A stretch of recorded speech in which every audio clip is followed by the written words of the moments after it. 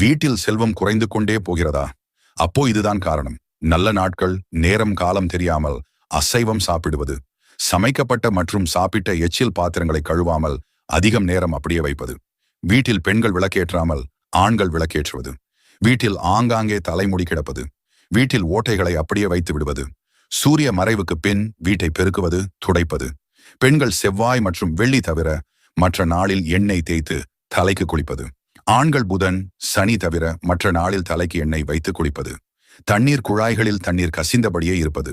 வீட்டில் பூரான் போன்ற பூச்சிகள் அதிகம் இருப்பது, உணவுப் பொருள்கள் வீணடிப்பது, உப்பு, பால், சர்க்கரை, அரிசி போன்ற பொருட்கள் சுத்தமாக தீரும் வரை வாங்காமல் இருப்பது,